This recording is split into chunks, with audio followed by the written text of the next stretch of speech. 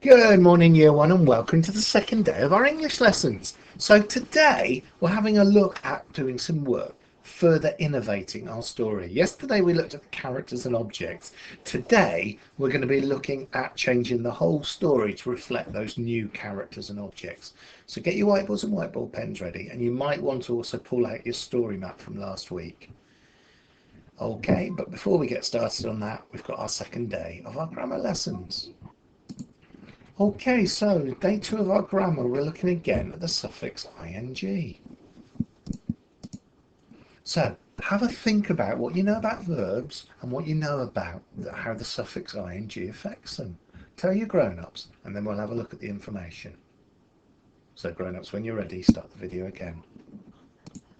So a verb is a doing or a feeling word that describes something that is happening. The suffix ing is added to a verb when something happens over a period of time, and this is called the continuous tense.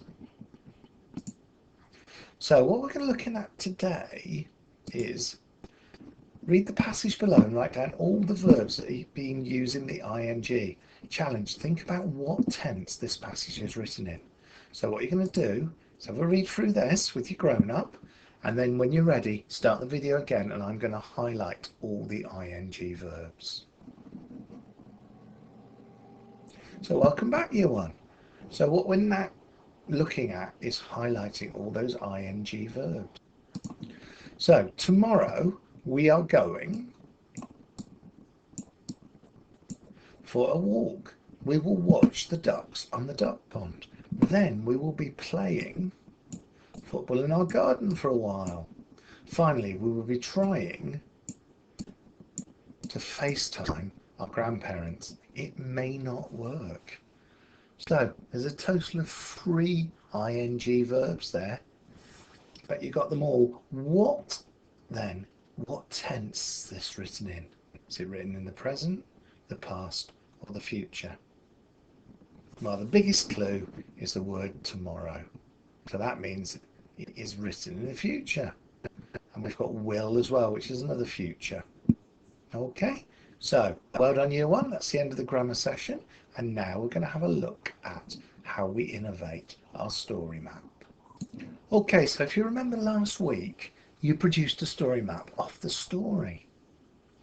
Now, this tells the whole of the Jack and the Beanstalk story, but we're going to be changing it today to reflect those characters that you introduced yesterday, the ideas you've got. Now, I'm going to go with my innovation, but you need to dig out your sheet and go with your innovation.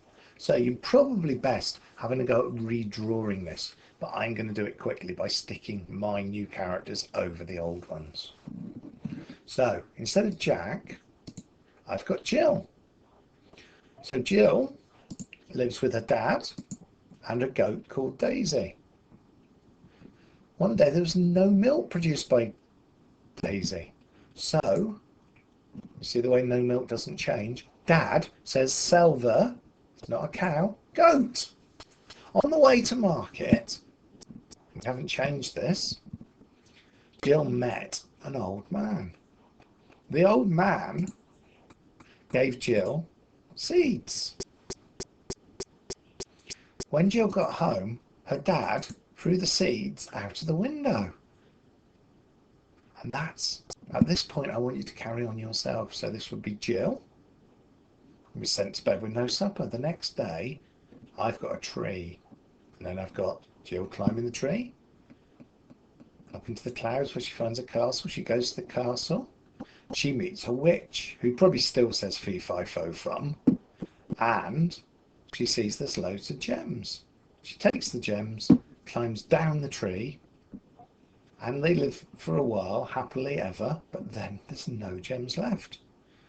So she has to go back up the tree, and this time she takes the goose, but the violin shouts, stop, stop, and the witch chases Jill. Jill climbs down the tree, and her dad uses a saw to cut down the tree, and the witch falls and is never seen again. And then they all live happily ever after. So that's what I want you to do. Draw your story map with all the changes that I've described there. but using your changes, not mine. So that's all there is for today. I'm sure you're going to do brilliant, and I'll see you tomorrow.